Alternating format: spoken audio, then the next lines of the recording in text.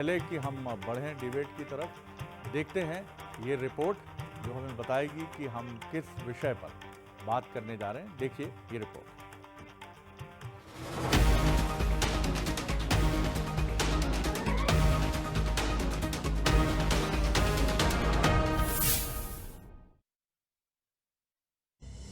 मध्य प्रदेश में लोकसभा चुनाव के लिए मतदान खत्म हो चुका है। अब 4 जून को नतीजे सामने आएंगे, लेकिन अंतिम दौर के मतदान के दौरान प्रदेश के मुखिया डॉक्टर मोहन यादव ने कांग्रेस पर गंभीर आरोप लगाए। इंदौर में नोटा को प्रत्याशी के रूप में प्रमोट करने के सवाल पर सीएम ने कांग्रेस पर नकारात्मक राजनीति करने का आरोप लगाया। साथ ही कहा कि भगवान राम का अपमान करना कांग्रेस की परंपरा है। ये बहुत दुर्भाग्य की बात है कि नोटा को प्रत्याशी बना करके कांग्रेस ने नकारात्मकता की सारी सीमाओं को तोड़ दिया है। ऐसा ये लोकतंत्र के लिए कभी किसी दृष्टि से उचित नहीं माना जा सकता कि वो राम मंदिर में भरोसा ही नहीं करते हैं। उनके यहाँ विशेषता रही कि नेहरू जी ने सोमनाथ के दर्शन नहीं किए थे, सोमनाथ के मंदिर के निमंत्रण को ठुकराया था, ये राम मंदिर के निमंत्रण को ठुकरा रहा है। सीएम ने कांग्रेस को घेरा तो मंत्री कैलाश विजयवर्गीय ने भी प्रदेश की सभी 29 सीटें जीतने का दावा करते हुए कहा कि देश कांग्रेस मुक्त हो रहा है और जनता मोदी को तीसरी बार पीएम बनाना चाहती है। तो इंदौर में नोटा को वोट देने की बात कहते हुए पूर्व मंत्री सज्जन सिंह वर्मा ने प्रदेश की 29 में से 12 सीटें जीतने का दावा भी किया। 29 की 29 हम सीट जीतेंगे। मैं भी आप कहो तो फिगर बता दूं, मतदान नहीं हुआ है। सारी सीट हम लगभग 3-4 लाख से जीतने वाले हैं, जितनी भी ट्राइबल सीट्स। ये नारा उनका है कि अब की बार 400 पार, अब की मध्य प्रदेश में 29 की 29। ये दोनों नारे बहुत झूठे हैं। कम से कम 12 सीट हम मध्य प्रदेश में जीतेंगे, ये सत्य है।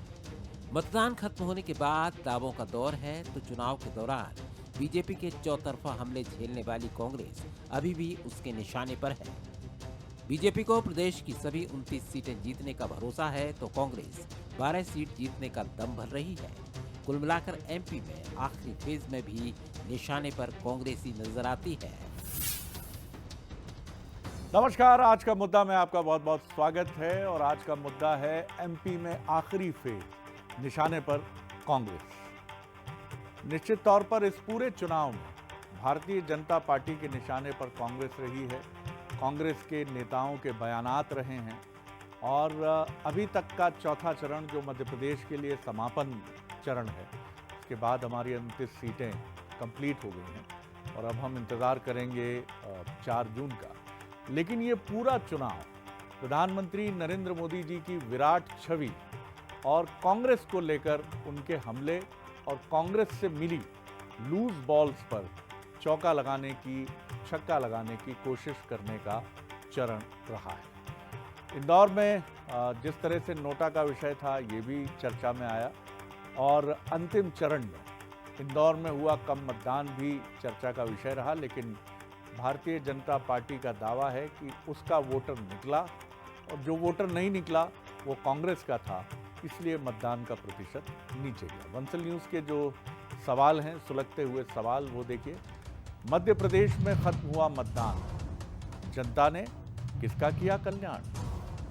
क्या सीएम का कांग्रेस पर नकारात्मक नेगेटिव पॉलिटिक्स करने का आरोप एक सियासी माइंड गेम है या ये कांग्रेस को एक्सपोज भी कर सकता है? सवाल नंबर 3, क्या कांग्रेस प्रदेश में जो 12 सीटें जीतने का दावा कर रही है, इसमें कुछ दम है या वो अपनी प्रतिष्ठा बचाने और एक साइकोलॉजिकल दबाव बनाने की कोशिश कर रही है कि मध्य प्रदेश में हम इतने भी गए गुजरे नहीं हैं, भले ही विधानसभा चुनाव का नतीजा कुछ और कहानी कह रहा है। जो मेहमान है मेरे साथ, उनसे मुलाकात करिए। मेरे साथ हैं डॉक्टर हितेश वाजपेयी, पूर्व अध्यक्ष हैं नागरिक आपूर्ति निगम के, बीजेपी के सीनियर लीडर हैं, हमारे साथ रहेंगे। हमारे साथ हैं मिथुन अहिरवार जी, कांग्रेस के प्रवक्ता हैं, युवा नेता हैं, आर्टिफिशियल इंटेलिजेंस में पीएचडी कर रहे हैं, जाहिर तौर पर समझदार, भद्र और भी जो विशेषण हैं सब मैं लगाता हूं उनके साथ। और मनोज सैनी हैं, हमारे एग्जीक्यूटिव एडिटर पॉलिटिकल अफेयर्स, उनका भी मैं बहुत स्वागत करता हूं। मनोज, पहली टिप्पणी आपकी, ये पूरा चुनाव जो मध्य प्रदेश के लिए समापन का चरण रहा, एक बड़ी बात ये देखी कि नरेंद्र मोदी जी की छवि बड़ी से बड़ी होती चली गई और एक के बाद एक पूरा चुनाव एक तरह से बीजेपी का नरेंद्र मोदी जी पर ही निर्भर रहा है, उनसे ही शुरू हुआ और ऐसा लगता है 7वें चरण तक उन्हीं पर समाप्त होगा। कांग्रेस पर हमले खूब हुए हैं, जमकर हुए हैं। क्या लगता है आपको, मध्य प्रदेश में जो दावा, जो हमने सवाल भी खड़ा किया है, कांग्रेस अपनी प्रतिष्ठा बचाने में कामयाब होगी? ये तो 4 जून बताएगा, बट ओवरऑल आपको कैसा लगता है, कांग्रेस कैसे लड़ी और बीजेपी का किस तरह का दबदबा मध्य प्रदेश में आपने देखा? सर जी, मुझे ऐसा लगा, चूंकि कुछ सीटों पर जाने का मौका भी मिला, तो भारतीय जनता पार्टी तो निश्चित रूप से मोदी पर सवार होकर आगे बढ़ रही थी, लेकिन मोदी के साथ साथ जो उसका एक बूथ का मैनेजमेंट होता है, पहले चरण में जरूर थोड़ा सा गड़बड़, दूसरे में और थोड़ा बेहतर हुआ, और तीसरे और चौथे में बहुत अच्छा बूथ पर काम हुआ। उसका असर भी दिखाई दिया कि वोट प्रतिशत लगभग पिछली बार 2019 की लगभग होता हुआ दिखाई दे रहा है। लेकिन जहाँ तक मोदी जी की बात करें, तो मोदी के अलावा कोई और चीज़ मध्य प्रदेश में भी दिखी नहीं।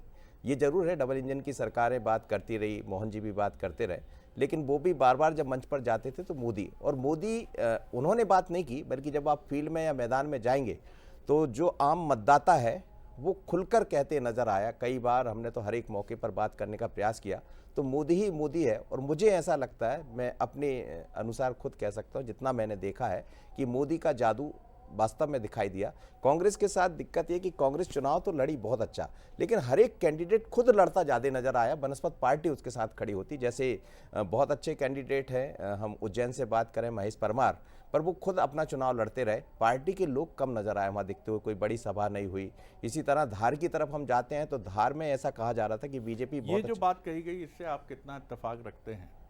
अगर मैं आपसे ये सवाल सीधे करूं कि जो दावा सामने आ रहा है कि जो वोट प्रतिशत कम हुआ है, ये वोट वो वोट है जो कांग्रेस का वोट है या जो भाजपा को न जाने वाला वोट है, और तथाकथित रूप से मोदी जी की इतनी बड़ी छवि या वो इतना क्रेडुलस हो गया है कि उससे भी लगता है कि भैया कुछ बहुत ज़्यादा फायदा नहीं है, ऐसी एक थ्योरी है।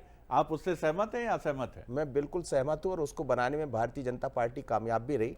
बल्कि मैं तो ये भी कहना चाहूँगा कि रिजल्ट हम नहीं बता सकते, लेकिन जितना लोगों से बात किया उसके अनुसार हम ये कह सकते हैं कि 2019 ही मध्य प्रदेश में दोहराता हुआ नजर आएगा। चलिए, ये वक्त बताएगा। मैं रुक करूँगा कांग्रेस के हमारे साथी मिथुन जी की तरफ। मिथुन जी, निश्चित तौर पर आपके पास गंवाने के लिए कुछ नहीं था, पाने के लिए मैदान खुला था। ये विधानसभा चुनाव जैसा एक उस समय माना जा रहा था कि बड़ा लेवल की टक्कर है, बड़ी ज़बरदस्त टक्कर है। कमलनाथ जी को इसका श्रेय तो मिलेगा कि उन्होंने एक परसेप्शन ऐसा बना रखा था, जो भी वजह रही हो। लाडली बहना का भी योगदान माना गया, मोदी जी की छवि, क्योंकि पूरा चुनाव मोदी जी की इमेज पे था, और ये चुनाव तो प्योरली मोदी जी की इमेज पर है। ऐसे में आप अपनी लड़ाई को, कांग्रेस की लड़ाई को कैसे देखते हैं? देखिए, कांग्रेस के कार्यकर्ताओं ने बड़ी मजबूती से लड़ाई लड़ी है और जनता का साथ भी हमें मिला है। आप देखें 2019 में जिस तरीके का माहौल था, कोई व्यक्ति बात सुनने को तैयार नहीं था। कांग्रेस के खिलाफ एक नकारात्मकता की लहर चल चुकी थी। सड़क पर चलते व्यक्ति हमें ये बता नहीं पाते थे कि कौन कांग्रेस का समर्थक है। आज उस स्थिति में बदलाव आया है। आज यदि आप सड़क पर जाएं तो 4 लोग आपको मोदी जी को भी क्रिटिसाइज करते हुए मिल जाएंगे। ये एक शिफ्ट हुआ है। तो भारतीय जनता पार्टी जो उम्मीद करके चल रही है 2019 जैसे परिणाम है वैसे तो होंगे नहीं। और भारतीय जनता पार्टी के पास आज जो मैंडेट है 303 सीटों का, मतलब मध्य प्रदेश में अगर कोई मिनिमम कोई 5-6 सीटों की भी बात कर ले, वैसे तो हम 12 से ज़्यादा जीतेंगे, लेकिन खराब स्थिति में भी किसी राजनीतिक विश्लेषक से यदि ये पूछ लिया जाए और ऐसी ही स्थिति 10 राज्यों में हो जाती है तो भारतीय जनता पार्टी 50 सीटें नीचे आ जाती है, तो ये 250 सीटों पर आ जाते हैं। लेकिन पॉलिटिक्स इस तरीके से होती नहीं है। जिस तरीके का माहौल है, जिस तरीके के मुद्दे कांग्रेस पार्टी ने उठाए, हमारे प्रदेश अध्यक्ष जीतू पटवारी जी ने जिस तरीके के तूफानी दौरे किए, 140 से ज़्यादा उन्होंने सभाएं की और कार्यकर्ता में जोश भरा, तो आज कांग्रेस आपको टक्कर में दिखेगी, 10-12 सीटों पर भी दिखेगी, उससे ज़्यादा पर भी दिखेगी। और ये परिणाम में भी परिवर्तित होगा, क्योंकि हमने देखा कि मध्य प्रदेश के जो विधानसभा चुनाव थे उसमें कांग्रेस पार्टी 8 सीटें ऐसी थी जहां पर या तो प्लस में थी या टक्कर में थी, और कई सारी ऐसी विधानसभा की सीटें हैं जो विधानसभा में हम जीत नहीं पाए, लेकिन आज वो समीकरण, वहाँ की जो एक लोकसभा का समीकरण होता है, वो उसमें हम काफ़ी पॉजिटिव नज़र आ रहे हैं।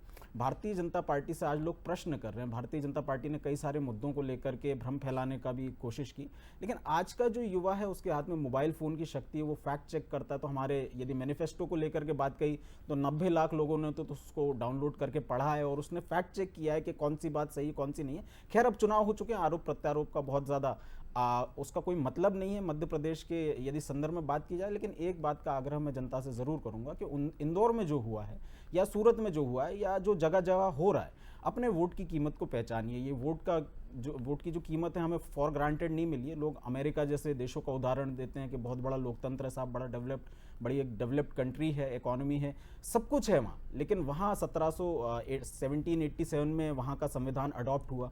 उनको महिलाओं को वोटिंग अधिकार देने में 133 साल लगे। 1920 में महिलाओं को वोटिंग का अधिकार दिया। शुरू में वहाँ केवल जो वाइट पुरुष हैं केवल वही वोट कर पाते थे, जिनके पास प्रॉपर्टी है वही वोट कर पाते थे। नेटिव अमेरिकन्स को टेस्ट देना पड़ता था। जब हमारी कांग्रेस पार्टी की सरकार केंद्र में पहली बार बनी, बाबा साहब अम्बेडकर ने संविधान बनाया, हमने पहले दिन से ये अधिकार सभी को दिए। वहाँ जो अफर्मेटिव एक्शन जिनके लिए दिया जाता है या यहाँ जो रिजर्वेशन दिया जाता है उसका कोई भेद नहीं। तो ये इस वोटिंग राइट को पहचानिए। आज़ादी लेने में बहुत लड़ाई लोगों ने लड़ी है और आज की स्थिति देख करके कभी कभी दुख होता है कि लोकतंत्र किस दिशा में जा रहा है। तो मेरा जनता से भी आग्रह है, अभी तो खैर मध्य प्रदेश में हो गया है और मध्य प्रदेश के लोगों ने आगे आकर के वोट भी किया। हाँ, भारतीय जनता पार्टी ने जरूर कहा था 370 वोट हम हर बूथ पर बढ़ाएंगे, और कांग्रेस बीजेपी का वोट कुछ होता नहीं है। वोटर हर बार हर चुनाव में अपने विजडम से वोट करता है। तो मुझे लगता है वो टारगेट यदि भाजपा कंप्लीट करती नहीं दिखा रही तो भाजपा के प्रति एक निराशा जनता में है। डॉक्टर हितेश वाजपेयी, 29 सीटें मध्य प्रदेश में और 400 पार का नारा देश में। ये नारे अपनी जगह होते हैं, लेकिन ये सही बात है कि 28 सीटें आप जीत चुके हैं तो 29 मुश्किल नहीं है। और वहाँ आप जब 300 प्लस जा चुके हैं केंद्र में तो 350 प्लस भी मुश्किल नहीं है। बहरहाल, आप कैसे मूल्यांकन करते हैं चुनाव की पूरी प्रक्रिया मध्य प्रदेश के विशेष संदर्भ में? देखिए शरद जी, चुनाव हो चुके हैं और मैं बहुत रिटोरिक्स में नहीं जाना चाहता। मैं बहुत क्लियरली अपनी पार्टी को लेकर जो हमारे आगे के लक्ष्य हैं और जो आकलन जिसकी ओर आप इशारा कर रहे हैं जी, तो उसके मानदंड या मानक क्या हो सकते हैं, कसौटियाँ। तो हम यदि पुराने चुनाव को देखें तो 2018 का विधानसभा हम हारे थे मार्जिन से। 2019 का हम 28 सीटों के साथ तुरंत जीते थे। दोनों के कुछ संदेश थे और हम मान के चलते हैं कि चूँकि 3 महीने का अंतर रहता तो बहुत ज़्यादा नहीं हुआ करता। हमने उस खाई को पाटा और 23 में हम जिसको आपने कांटे की टक्कर बताया उसको जनता ने क्लियर 163 का मैंडेट दिया। तो ये भी समझ में आता है कि दलों की लड़ाई जनता नहीं लड़ती, दलों की लड़ाई दल को खुद लड़नी होती है, अपने आप को तैयार करना होता है। हम उसको पब्लिक पे नहीं छोड़ सकते कि साहब हमारे साथ ऐसा है तो आप ऐसा कर दो। तो मुझे लगता है ये पब्लिक किसके लिए, पब्लिक तो पब्लिक है, पब्लिक को दल समझ में आना चाहिए, पब्लिक को आपकी नीयत नेता सब समझ में आना चाहिए और पब्लिक वोट करती है।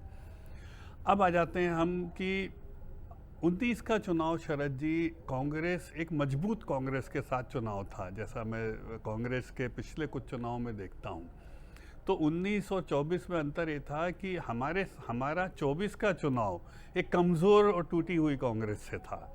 तो आप मान सकते हैं कि हम प्रिविलेज थे मध्य प्रदेश में, ख़ास तौर से मैं यदि बोलूँ तो देश में भी अमूमन यही स्तर रहा कि 19 में जो इलेक्शन हुआ था उसमें रिलेटिवली यदि कांग्रेस की पोजीशन को आप देखेंगे तो 24 की कांग्रेस तुलनात्मक रूप से कमज़ोर रही। तो ये एक हम कह सकते हैं जिस प्रकार से पलायन हुआ कांग्रेस से, बहुत सारी चीज़ें हुई, उस विषयों में नहीं जानते हैं। तो हम लोग एक प्रकार से प्रिविलेज रहे। और एक और बड़ी चीज़ है कि एक चर्चा जो थी अब की बार 400 पार, ये बाज़ार में चर्चा के रूप में खड़ा हुआ शरद जी। हम लोग उसको लेकर आगे बढ़े और हमारे विरोधी बिल्कुल और इंक्लूडिंग कांग्रेस ये बोलती रही कि नहीं 400 तो नहीं आएंगे, भले 399 आएंगे 98। तो ये बात रही तो उनने इसी को इशू बनाया कि ठीक है आप सरकार बना लोगे पर 400 नहीं आएगी। तो ये दो मत है। अब इसको 4 तारीख को देखेंगे, लेकिन अब अगला लक्ष्य क्या, तो क्योंकि देखिए विधानसभा भी हो गए, मध्य प्रदेश को देखें तो डॉक्टर मोहन यादव जी हमारे पहली बार मुख्यमंत्री बने हैं। और आप समझ सकते हैं कि विधानसभा और लोकसभा में इतना कम अंतर होता है समय का कि अभी सरकार को अब चलना शुरू होना है शरद जी। तो इस सरकार की छवि डॉक्टर मोहन यादव जी के नेतृत्व में अब बनना शुरू होगी, क्योंकि अभी तक शिवराज जी नेतृत्व करते थे तो उनका एक परसेप्शन था, एक ऑरा था जिसमें सरकारें चली हैं। तो एक बड़ी चुनौती हमारी ये रहेगी कि हम शिक्षा के क्षेत्र में, खास तौर से जिस क्षेत्र को वो लंबे समय मंत्री भी रहे या जो भी वो चाहते हैं कि उसमें कुछ आइकॉनिक वर्क हमारे लिए एक चुनौती रहेगी।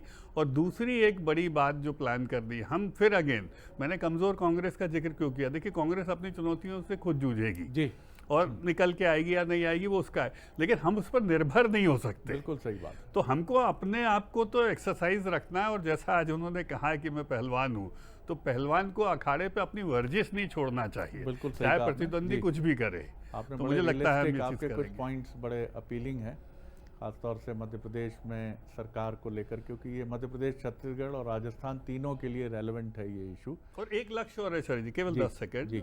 कि देखिए तीसरा टर्म मोदी जी को मिलने जा रहा है, उन्होंने कहा हम 3 इकोनॉमी बनाएंगे, तो इसमें मध्य प्रदेश का हिस्सा हम कैसे बनाएंगे जब देश इसको अचीव कर रहा होगा। तो ये भी एक टास्क है जिसकी तरफ हमको बिना कांग्रेस को देखे हुए आगे बढ़ना है। मनोज, डॉक्टर वाजपेयी ने एक शब्द का प्रयोग किया कि हम प्रिविलेज्ड हैं। ये शब्द मैं अगर कहूँ तो ये कुछ समीक्षक इसे कांग्रेस के पक्ष में इस तरह से ले जाते हैं कि इस चुनाव की शुरुआत में बीजेपी इसको लेकर बहुत ज़्यादा कॉन्फिडेंस से भरी हुई थी। फिर ये नैरेटिव आना बीजेपी के नेताओं का शुरू हुआ कि अति आत्मविश्वास से बचिए, इतना मत भरोसा करिए कि सब कुछ हो जाएगा, कांग्रेस घर बैठी हुई है, कांग्रेस के कार्यकर्ता का मन टूटा है। और इसी चीज़ ने कांग्रेस को भी चैलेंज किया कि यार ऐसा मान के बैठ गए हमारे लिए कि हम कुछ है ही नहीं, हर एक बात पे कहते हो कि तू क्या है। तो ये एक चीज़ क्या कांग्रेस के फेवर में जाती है। और जो नैरेटिव मध्य प्रदेश में रहा वो मैंने चुनाव खत्म होते होते सिर्फ ग्वालियर और मुरैना तक सिमटते देखा। ये बीजेपी के अंदर खाने की मैं बात बता रहा हूँ। मुझे छिंदवाड़ा को लेकर भी आत्मविश्वासी लगे नेता, बाकी सीट्स को लेकर भी लगे, लेकिन बात ये कही गई कि चुनाव अगर कहीं पेंच है, हार जीत की बात नहीं की, उन्होंने कहा जीत तो जाएंगे लेकिन पेंच फंसा है मुरैना में और ग्वालियर। बिल्कुल आप ठीक कह रहे हो। मुरैना इस समय सबसे ज़्यादा भारतीय जनता पार्टी के भीतर चिंता का विषय भी है। छिंदवाड़ा से ज़्यादा इस बार चिंता जो है बीजेपी के भीतर वो मुरैना की है। मुरैना में वजह भी रही, एक तो खुद कांग्रेस के कुछ नेताओं के भीतर से चीज़ें, नीतू सिकरवार का आना, एक अच्छे कैंडिडेट होने। एक चीज़ मैं जरूर कहना चाहूँगा शरद जी, देखिए चुनाव में जीत हार किसकी होगी ये अपनी जगह बात है, रिजल्ट के बाद होगा, लेकिन कांग्रेस कम से कम अपने कुछ प्रत्याशी देने में तो बहुत कामयाब रही। चाहे वो दिग्विजय सिंह की बात करें, ओमकार मरकाम की बात करें, नीतू सिकरवार की बात करें, कमलेश्वर की बात करें। देखिए फाइट कितनी दे पाए। यदि मोदी चल रहे हैं जैसा बीजेपी का दावा है तो फिर सब चीज़ें गौड़ हो जाएगी, लेकिन निश्चित रूप से कांग्रेस ने अपने प्रत्याशी ठीक दिए। और इसीलिए जो आप कह रहे हैं, पहले दौर में तो स्थितियां यही थी कि भारतीय जनता पार्टी का कार्यकर्ता भी मान बैठा कि अब की बार 400 पार, और 400 पार के करते करते वोट का प्रतिशत बहुत गिर गया। दूसरे में भी वही चला, तीसरे से कुछ सबक केंद्र ने भी निर्देश दिए, उसके बाद चीजें सुधरी और कांग्रेस ने भी उससे सबक लिया। तो निश्चित रूप से चुनाव बहुत दिलचस्प कुछ सीटों पर हुआ है, लेकिन फिर भी मैं यही कहूंगा कि भारतीय जनता पार्टी चुनाव आते आते बढ़त लेने में कामयाब होती है। सबसे कंफर्टेबल सीट्स में से जो 2 नाम मेरे जहन में आते हैं वो भोपाल और इंदौर हैं, जहां आप समझ ही सकते हैं क्या परिस्थितियां थी। हालांकि इंदौर में हटने से जबरन एक बात बीजेपी के लिए चुनौती इस मायने में बनी कि इमेज का सवाल उठा, बाकी कोई चैलेंज नहीं था। एक चीज 30 सेकंड में कहना चाहूंगा कि यदि नोटा वहां कुछ प्रतिशत ज्यादा ले गया तो इंदौर की चर्चा नोटा की ज्यादा हो जाएगी, बनस्पत इसकी कि जीते कितने से। बिल्कुल ठीक बात है, क्योंकि रिकॉर्ड बनने की तरफ तो लोग मान रहे हैं समीक्षक की वहाँ बढ़ेगी। जी मिथुन जी, आप ओवरऑल और क्या पहलू जो आपके जहन में इन बिटवीन डॉक्टर वाजपेयी की बात सुनने के बाद भी जो चीज़ें आपके जहन में आई होंगी? देखिए पहले तो इनकी विद्वता को प्रणाम, कितने अच्छे से इन्होंने मोहन यादव जी के विश्लेषण की बात कर दी कि चुनाव के परिणाम आते ही ये देखा जाएगा कि शिवराज जी के नेतृत्व में कितनी सीटें भाजपा जीती थी और मोहन यादव जी के मुख्यमंत्री बने। ऐसा नहीं कहा उन्होंने। मुझे ऐसा नहीं कहा, मुझे आपकी व्याख्या है जी। हर बार यदि आप दूसरों पर ही निर्भर रहोगे तो कभी अपना भी करो भाई। आपने स्वयं ने कहा ये उनका नजरिया है डॉक्टर वाजपेयी। नहीं करिए फिर मेरी कोई, मैं तो ऐसी जैसा कि दूसरी बात उन्होंने कही कि I want to see you stronger. Of course ये लोकतंत्र में जरूरी भी है, बहुत जरूरी। दूसरी बात मैं ये कहना चाहता हूँ कि प्रधानमंत्री जी के बयान देखिए, जिन एक स्ट्रॉन्ग स्टैंस वाले प्रधानमंत्री को मैंने पिछले 10 साल में देखा है, पिछले 4 चरण में मैंने उन प्रधानमंत्री को उस स्ट्रॉन्ग स्टैंड के साथ नहीं देखा। कहीं पहले चरण के बाद मंगलसूत्र की बात आ जाए, दूसरे चरण के बाद भैंस की बात आ जाए, तीसरे चरण के बाद दलितों को आरक्षण जो है उनसे छीनकर मुस्लिम्स को देने की बात आ जाए, और अब आते आते इधर उधर की बातें करना, चाहे पाकिस्तान को ले आना।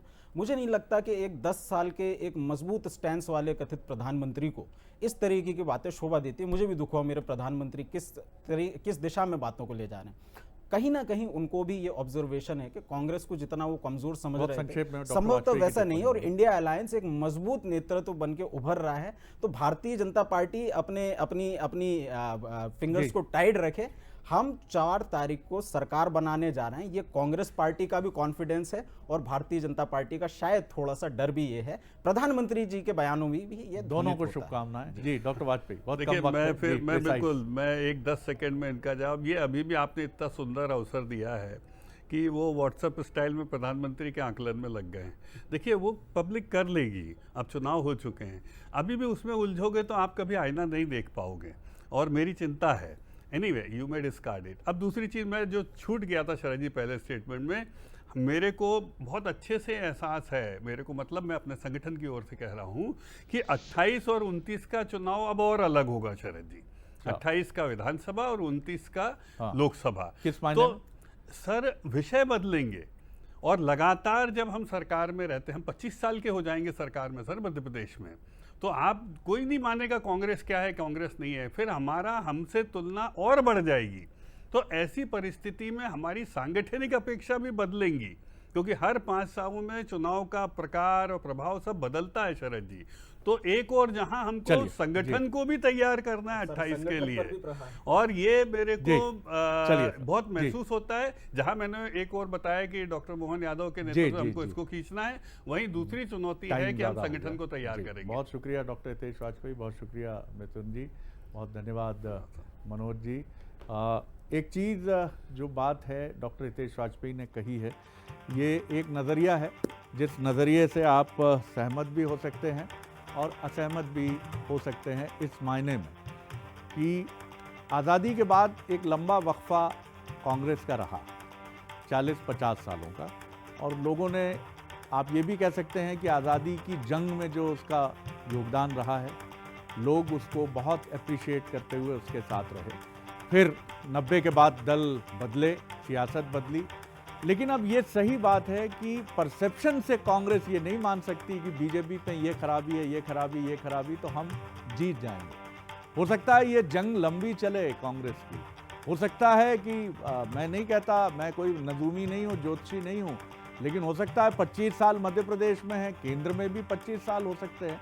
तो आपकी लड़ाई तथ्यों पर, मुद्दों पर, संगठन पर जितनी मजबूत होगी, आप बीजेपी को चैलेंज कर पाएंगे।